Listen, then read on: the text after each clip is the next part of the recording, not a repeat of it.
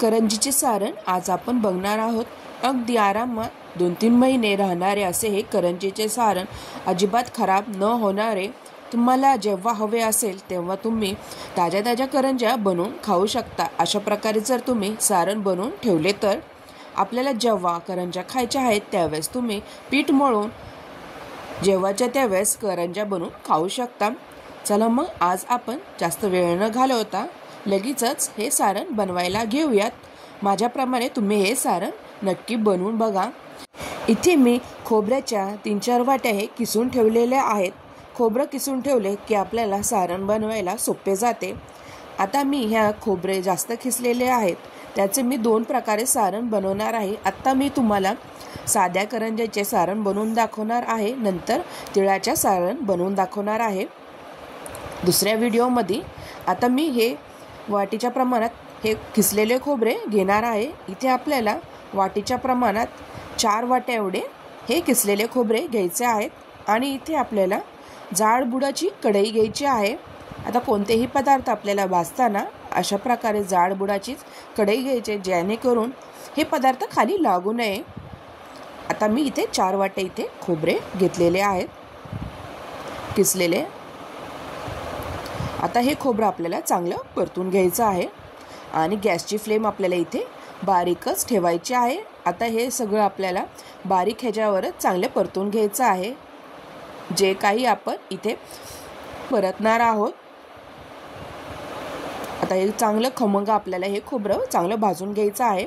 आता तुम्ही इथे बघू शकता हे खोबऱ्याचा कलर चेंज झालेला आहे। खोबरं आपल्या इथे भाजत आलेलं आहे छानपैकी। इथे आपलं खोबरं आता इथे भाजलं गेलेलं आहे। आता एका मोठ्या भांड्यात आपल्याला हे खोबरं भाजलेलं काढून घ्यायचं आहे। खोबरं जर चांगलं भाजलं नाही तर हे सारण खराब होऊ शकते, त्यामुळे आपल्याला इथे खोबरं किसलेलं चांगलं भाजून घ्यायचं आहे। अशा प्रकारे मी छान असं खोबरं मंद आचेवरच भाजून घेतलेलं आहे। आता त्याच कढईत आपल्याला 4-5 चमचे इथे मी साजूक तूप टाकणार आहे। हा साजूक तुपामध्ये आपल्याला इथे आता रवा भाजून घ्यायचा आहे। इथे आपल्याला बारीक रवा घ्यायचा आहे, एकदम बारीक जो रवा असतो तो इथे आपल्याला वापरायचा आहे हे सारण बनवण्यासाठी। आता तूप चांगलं मेल्ट झालेलं आहे। आता यामध्ये आपल्याला रवाही वाटीच्या प्रमाणात मोजून टाकायचा आहे। आता जेवढे आपण खोबरे घेतलेले आहे वाटीच्या प्रमाणात मोजून, तेवढाच इथं वाटीच्या प्रमाणात मोजून आपल्याला रवाही घ्यायचा आहे। आता आपण खोबरं 4 वाटी एवढे घेतलेले आहे। आता 4 वाटीच एवढा आपल्याला इथे बारीक रवा घ्यायचा आहे। अशा प्रकारे मी इथे 4 वाटी एवढा बारीक रवा घेतलेला आहे। एकदम बारीक रवा असतो तो रवा मी इथे वापरलेला आहे। आता हा रवा आपल्याला चांगला भाजून घ्यायचा आहे। आता मी गॅसची फ्लेम ही बारीकच ठेवलेली आहे। बारीक आचेवरच आपल्याला रवाही चांगला खमंग असा भाजून घ्यायचा आहे। रवा भाजत आला की आपोआपच खमंग असा रव्याचा वास सुटायला लागतो आणि कलरही रव्याचा चेंज होतो। आता इथे रवाही चांगला भाजत आलेला आहे। तुम्ही बघा इथे छान असा कलरही चेंज झालेला आहे या रव्याचा। आता रवाही भाजले गेलेला आहे। आता आपण जे खोबरे भाजले होते त्यामध्येच आता आपल्याला हा रवाही टाकून घ्यायचा आहे। खोबरं रवा इथे आपलं चांगलं भाजलं गेलेलं आहे। आता मी इथं थोडंसं मिक्स करून घेत आहे खोबरं आणि रवा। अजून आपल्याला बाकीचे काही पदार्थही भाजायचे आहेत। थोडं मिक्स करून घेतलेलं आहे। भरपूर असे इथे आपल्याला किलोभर एवढं सारण रेडी होतं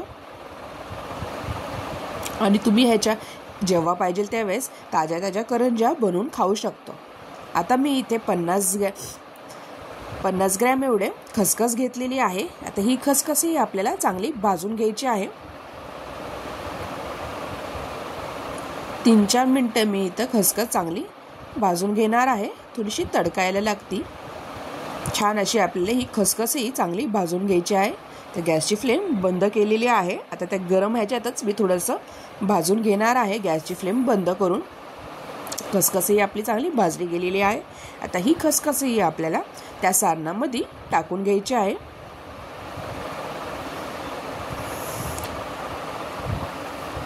आता मी काही थोडेसे ड्रायफ्रूट हे क्रश करून घेतलेले आहे. ड्रायफ्रूट हे ऑप्शनल आहे. तुम्हाला इथे काजू बदाम टाकायचे असतील ह्या सारणामध्ये टाकू शकता, नाही टाकले तरीही चालतील. तर ड्रायफ्रूटही मी थोडेसे भाजून घेणार आहे. तर आपण कच्चेच ड्रायफ्रूट टाकले तर खराब होण्याची शक्यता असते, त्यामुळे आपल्याला हे सगळं साहित्य जे काही आपण घेणार आहोत ते भाजूनच टाकायचे आहे. आता ड्रायफ्रूटही चांगले भाजले गेलेले आहे. आता ड्रायफ्रूटही आपल्याला आपण जे सारणाचे मिश्रण केलेले आहे त्या मिश्रणामध्ये हे ड्रायफ्रूट टाकून द्यायचे आहेत. अशा प्रकारे मी हे ड्रायफ्रूटही यामध्ये टाकलेले आहेत. आता हे सगळं मिश्रण आपल्याला चांगलं मिक्स करून घ्यायचं आहे.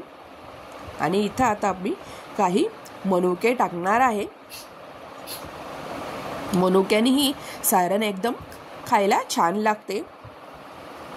आपण ज्यावेळेस करंज्या बनवतो त्यावेळेस. तर चांगलं मिक्स झालेलं आहे खोबरं, रवा, खसखस वगैरे. आता इथे थोडेसे 2 चमचे एवढे सुंठ विलायचीची पावडर टाकणार आहे. तर सुंठ विलायचीची पावडर टाकल्यानंतर चांगले मिक्स करून घेणार आहे. आणि इथे मी काही मनुके घेतलेले आहेत. आता मनुकेही आपल्याला इथं वरतून असेच टाकून द्यायचे आहे. अशा प्रकारे इथे आपले मस्तपैकी अजिबात खराब न होणारे सारण, करंजीचे सारण रेडी झालेले आहे. आता फक्त इथे आपला एक पदार्थ टाकायचा राहिलेला आहे, तो म्हणजे पिठी साखर. आता पिठी साखर टाकताना आपल्याला हे सारण थंड करून घ्यायचे आहे, जेणेकरून रवा आपला इथे थंड झाला पाहिजे. थंड झाल्यानंतरच आपल्याला इथे पिठी साखर टाकायची आहे. आता हे सारण थंड झालेले आहे. आता यामध्ये मी 2 वाटी एवढी पिठी साखर टाकणार आहे.